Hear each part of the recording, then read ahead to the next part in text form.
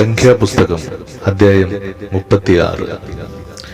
യോസേഫിന്റെ മക്കളുടെ കുടുംബങ്ങളിൽ മനശ്ശെയുടെ മകനായ മാഖീരിന്റെ മകനായ ഗിലെയാദിന്റെ മക്കളുടെ കുടുംബത്തലവന്മാർ അടുത്തുവന്ന് മോശയുടെയും ഇസ്രായേൽ മക്കളുടെ ഗോത്ര പ്രധാനികളായ പ്രഭുക്കന്മാരുടെയും മുമ്പാകെ പറഞ്ഞത്: ഇസ്രായേൽ മക്കൾക്ക് ദേശം ചീട്ടിട്ട് അവകാശമായി കൊടുപ്പാൻ യഹോവ യജമാനനോട് കൽപ്പിച്ചു. ഞങ്ങളുടെ സഹോദരനായ ശെലോഫഹാദിന്റെ അവകാശം അവന്റെ പുത്രിമാർക്ക് കൊടുപ്പാൻ യജമാനന് യഹോവയുടെ കൽപ്പന ഉണ്ടായി.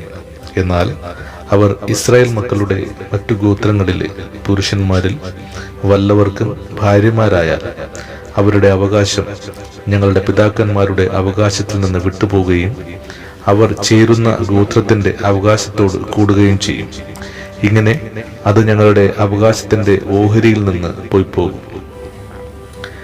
ഇസ്രായേൽ മക്കളുടെ യോബേൽ സംവത്സരം വരുമ്പോൾ അവരുടെ അവകാശം അവർ ചേരുന്ന ഗോത്രത്തിന്റെ അവകാശത്തോട് കൂടുകയും അങ്ങനെ അവരുടെ അവകാശം ഞങ്ങളുടെ പിതൃഗോത്രത്തിന്റെ അവകാശത്തിൽ നിന്ന് വിട്ടുപോകുകയും ചെയ്യും. അപ്പോൾ മോശ യഹോവയുടെ വചനപ്രകാരം ഇസ്രായേൽ മക്കളോട് കൽപ്പിച്ചത്: യോസേഫിന്റെ പുത്രന്മാരുടെ ഗോത്രം പറഞ്ഞത് ശരി തന്നെ. യഹോവ ശെലോഫഹാദിന്റെ പുത്രിമാരെ കുറിച്ച് കൽപ്പിക്കുന്ന കാര്യമെന്തെന്നാൽ, അവർ തങ്ങൾക്ക് ബോധിച്ചവർക്ക് ഭാര്യമാരായിരിക്കട്ടെ, എങ്കിലും തങ്ങളുടെ പിതൃഗോത്രത്തിലെ കുടുംബത്തിലുള്ളവർക്ക് മാത്രമേ ആകാവൂ. ഇസ്രായേൽ മക്കളുടെ അവകാശം ഒരു ഗോത്രത്തിൽ നിന്ന് മറ്റൊരു ഗോത്രത്തിലേക്ക് മാറരുത്. ഇസ്രായേൽ മക്കളിൽ ഓരോരുത്തൻ താന്താന്റെ പിതൃഗോത്രത്തിന്റെ അവകാശത്തോട് ചേർന്നിരിക്കുകയാണ്. ഇസ്രായേൽ മക്കൾ ഓരോരുത്തൻ താന്താന്റെ പിതാക്കന്മാരുടെ അവകാശം കൈവശമാക്കേണ്ടതിന് ഇസ്രായേൽ മക്കളുടെ യാതൊരു ഗോത്രത്തിലും അവകാശം ലഭിക്കുന്ന ഏത് കന്യകയും തന്റെ പിതൃഗോത്രത്തിലെ ഒരു കുടുംബത്തിൽ ഒരുത്തന് ഭാര്യയാകെ.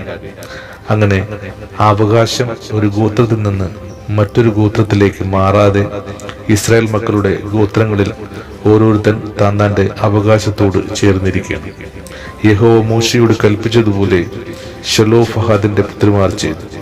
ശെലോഫഹാദിന്റെ പുത്രിമാരായ മഹ്ള, തിർസ, ഹോഗ്ല, മിൽക്ക, നോവ എന്നിവർ തങ്ങളുടെ അപ്പന്റെ സഹോദരന്മാരുടെ പുത്രന്മാർക്ക് ഭാര്യമാരായി.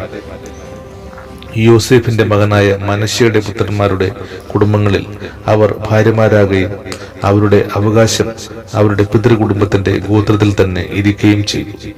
യെരിഹോവിനെതിരെ യോർദാനരികെ മോവാബ് സമഭൂമിയിൽ വെച്ച് യഹോവ മോശ മുഖാന്തരം ഇസ്രായേൽ മക്കളോട് കൽപ്പിച്ച കൽപ്പനകളും വിധികളും ഇവ തന്നെ. ആമേൻ.